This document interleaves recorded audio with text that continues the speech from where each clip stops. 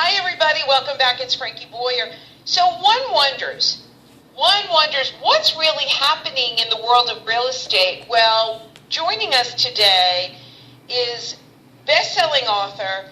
She is also just off from Fox and Friends, Shari Olefson. Shari Olefson, welcome. It's so nice to have you with us. So what is happening with the state of real estate? Is this a good time?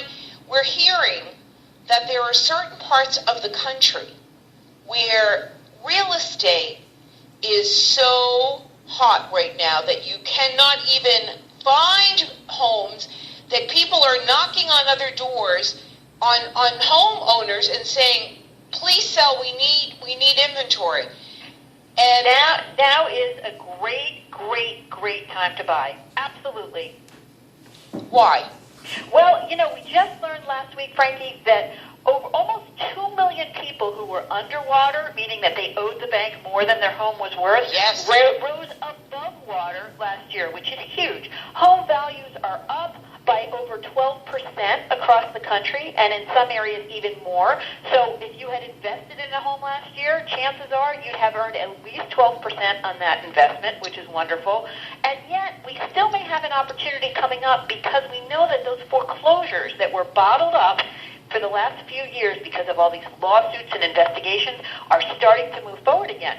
So for folks who have been thinking, maybe I can make some money in this real estate market, 2013 is going to be the year to do that, and if you snooze, you're going to lose. Okay, now if you have never owned and you want to own, is this still a good time, or is this more a good time for investment people?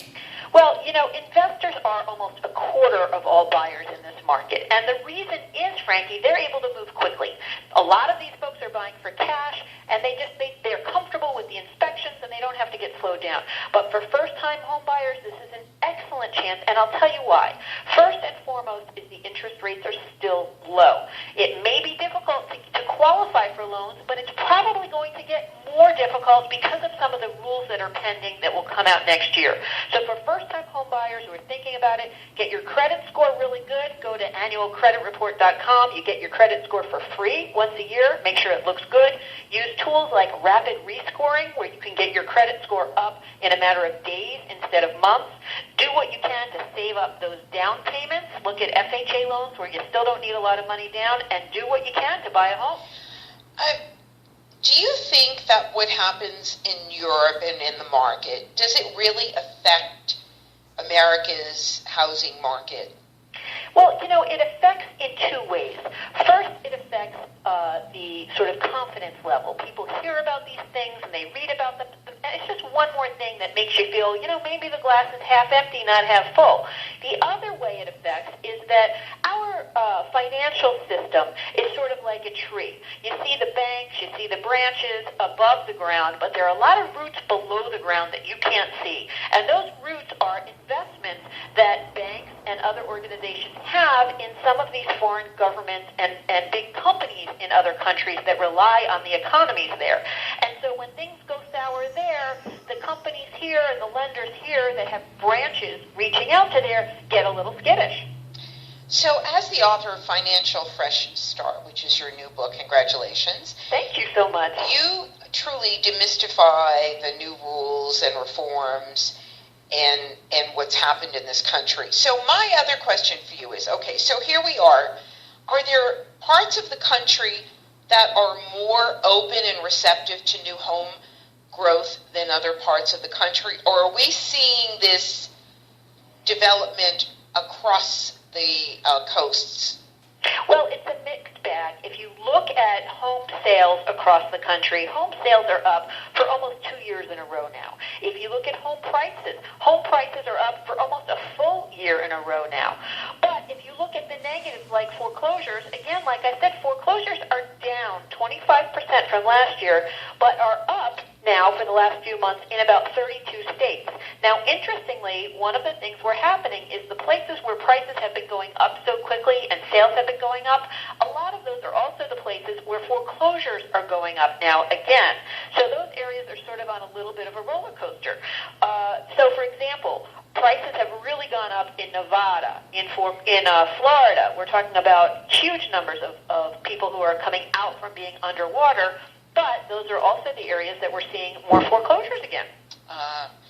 So it really is a mixed bag. Now, it really is, and you know, the point is to look for those opportunities. So particularly for first-time home buyers, you know, if you're in one of those areas where foreclosures are starting to go up again, you want to be especially careful to understand the prices, but you want to remember those rules of thumb. The old-fashioned real estate rules of thumb have always worked. They worked during the bubble. We just ignored them. For example, if you can buy a home for 15 times what you're paying for rent, then it makes sense to buy. Say that formula again. That's the rent-to-own rule of thumb. So if you were renting and you can buy a home in your area for less than 15 times your annual rent, then from a financial standpoint, it makes sense to buy. Okay. The other rule of thumb we know is don't spend more than a third of your income on your housing.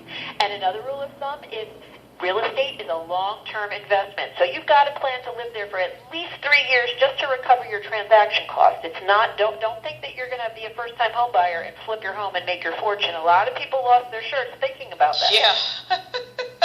I'm one of them. Many years ago, some friends of mine came to me and said, we should really get in on this. And unfortunately, we did, and we lost our shirts beyond losing our shirts. It was a horrible situation, and gosh, I wish I had it to do over again.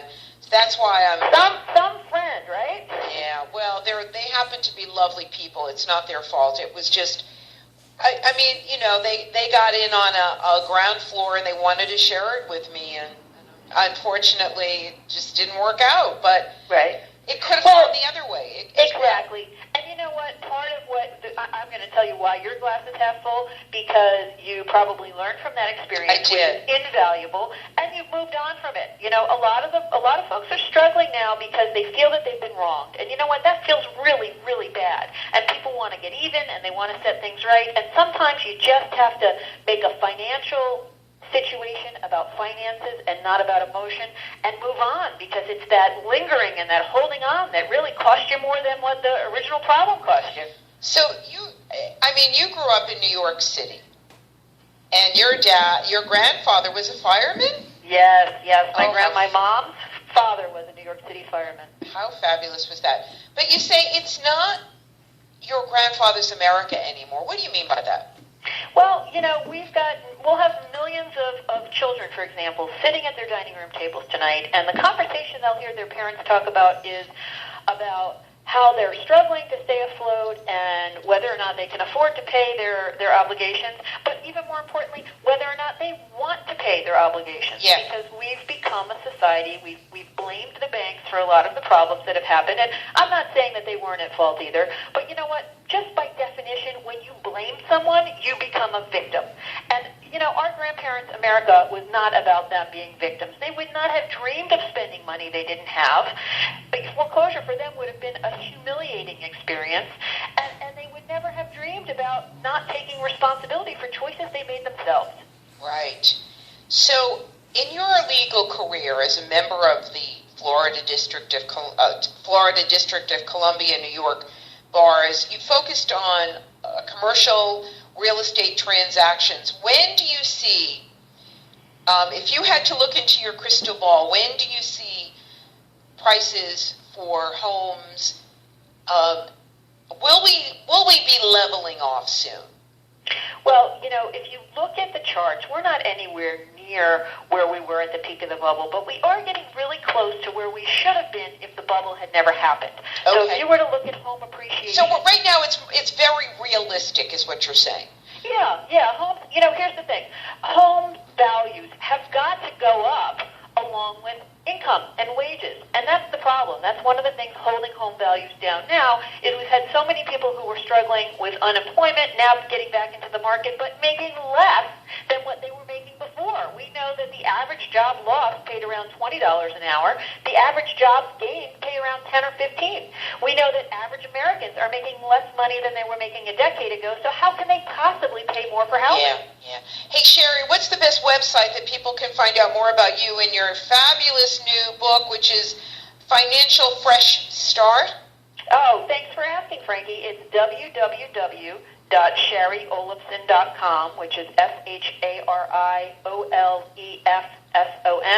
They can also get there by just Googling AskShariO.com. Wonderful. Thanks for being with us, and we look forward to your next visit. Thank Always you. informative. Always informative.